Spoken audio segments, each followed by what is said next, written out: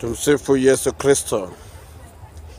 Hili ni moja ya eneo ambalo adhimisho la misa takatifu litafanyika mahali hapa na Mgongo nchini Uganda. Eneo hili ukiangalia chini yake lina maji. Maji haya ni ushuhuda wa mateso na vifo vya watakatifu walioteketeza eneo hili. Basi iliibuka chemchemi ambayo hakuna aliyeweza kuiangamiza mpaka leo. Chemchemi hii ni ishara kubwa kabisa ya Mungu katikati yetu sisi wanadamu. Na chemchemi hii imejaa nguvu ya ajabu. Na shuhudia wagonjwa wanachota maji haya kwa imani kubwa kabisa kwenda kuyatumia kwa ajili ya shida zao mbalimbali. Kwa nguvu ya imani wanapokea yote. Tunaona eneo hili lilivyoboreshwa hivi sasa, na sasa adhimisho la misa linafanyika ndani ya utakatifu.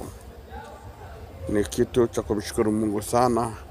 Tendo hili la pekee ambalo kwa kweli limetuvuta watu toka mataifa mbalimbali. Tumekusanyika hapa toka Tanzania, Burundi, Kongo, Rwanda, Zaire, Nigeria. Wote tumepangiwa maeneo yetu maalum ya kukaa. Wa Tanzania tuko karibu na Kongo na tuko kwa Kenya. Unaona kwamba ni jinsi gani wote tumekuja kwa lengo kubwa la kukuza imani yetu na kumshuhudia Kristo kwa mambo makuu aliweza kujidhihirisha kupitia mashahidi hawa wa Uganda. Ndio ile eneo lote limeandaliwa vizuri kwa ajili ya mahujaji wanayomiminika kuanzia leo tarehe 30, kesho tarehe 31, tarehe 1, tarehe 2, tarehe 3 ndio kilele cha Ija. Basi nimefurahi kuwa ni mmoja wa washiriki katika eneo hili, nami nitakuwa mmoja wa washiriki katika adhimisho la misa hii itakayofanyika mahali hapa. Basi ni tendo la pekee la kumshukuru Mwenyezi Mungu. Lazima Mwenyezi Mungu azidi kuzidishia imani, na tuzidishie imani sote tunaosikia ujumbe huu kwa ajili ya vifo vya mashahidi wa Uganda walioteseka kwa kuchinjwa, kwa kuchomwa moto kwa ajili ya Kristo. Basi nasi Mungu atujalie nguvu ya kushinda majaribu yote tunayopitia.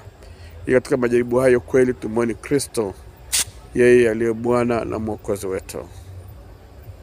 Basi ni furaha kubwa kukanyaga eneo hili kwa mara nyingine tena baada ya miaka 10 iliyopita.